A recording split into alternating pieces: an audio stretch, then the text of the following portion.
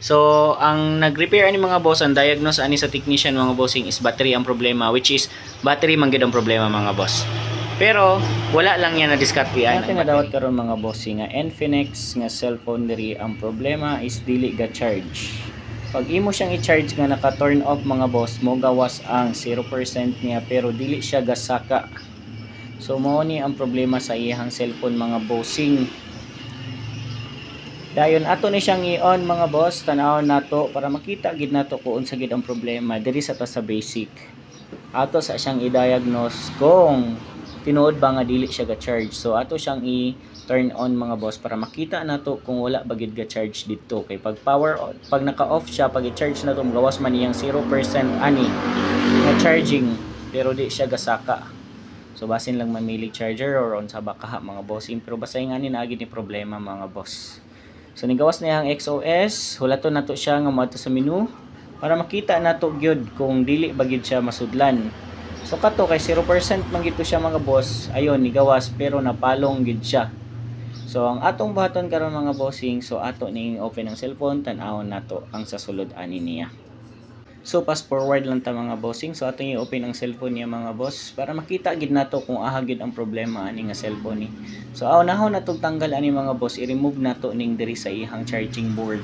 Diri i-check nato daan kay basin ang ihang diferensya lang ani nalang gipalya kay luag man gud ang ihang charging pin. So ablihan nato ni diri ang sa charging board niya, atong hugtan ang sa charging pin niya. Pwede man nato na siya hugtan mga boss, ato lang na siyang i-freeze ng iyang charging pin para inigbutang nato sa iyang pin sa charger is mo luag siya. So kani mga bossing na repair na dai siya, wa na natawad ang ihang sa vibrator. So vibrator na mga flex nga wa na natawad na niya, wa na sulda. Di ila flex wire dai mga bossing. So muna yung charging board. So i-check na to ang charging pin.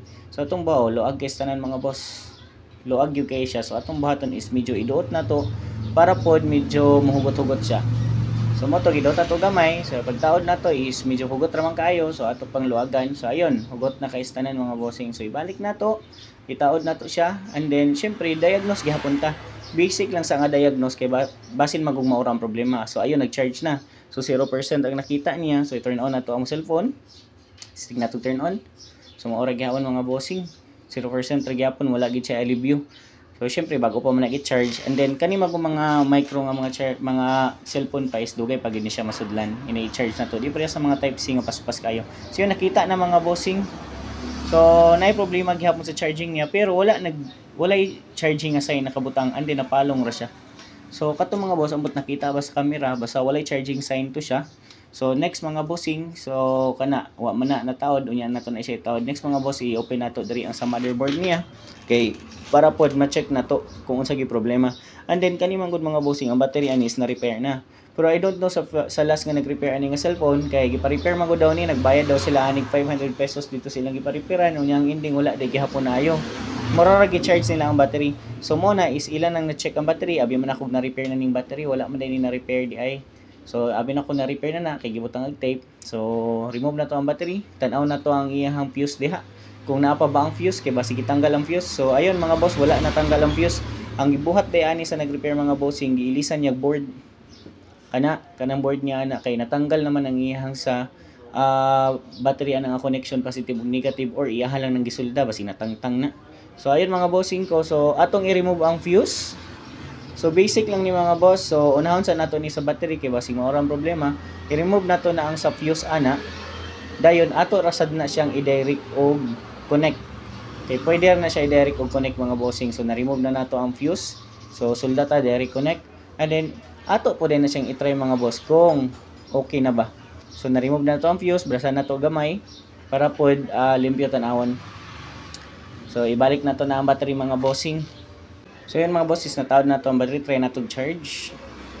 Charge na to siya para makita na to kung ka-charge ba yun ang cellphone mga boss. So wala, ka-connect. Nara, nigawas na ang charging niya.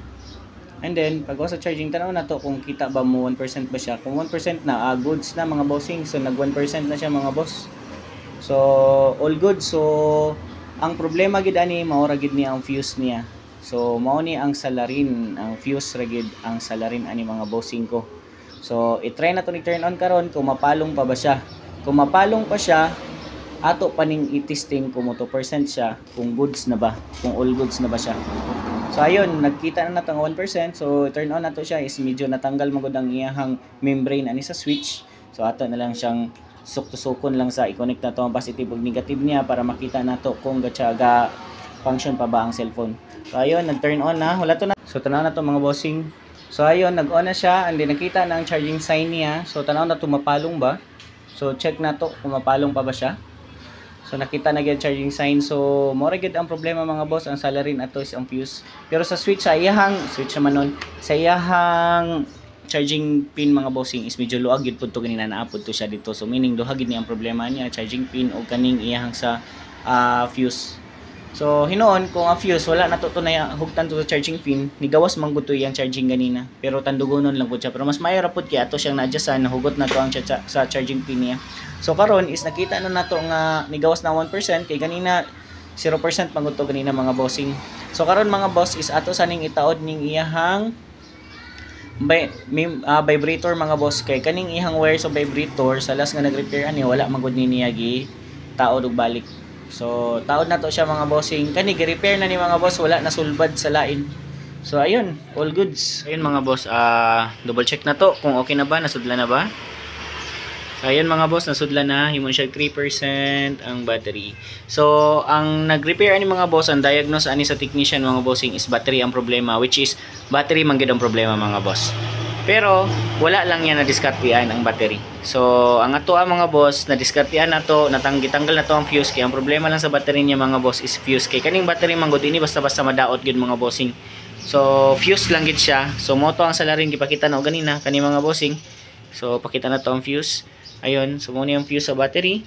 So sakto ang diagnose sa technician dito sa Cagayan, and then gi-repair daw niya ang battery. Nagbayad sila 500 pero wala day gihapon na ayo. So mo nang gibalhin nila sa kuha. So ayun, napangita na to paagi. Wa pa siguro kabalo ang technician nga pwede ra kuha ng fuse ana para masudlan ang ihang battery pag i-charge na to. So ayun mga bossing.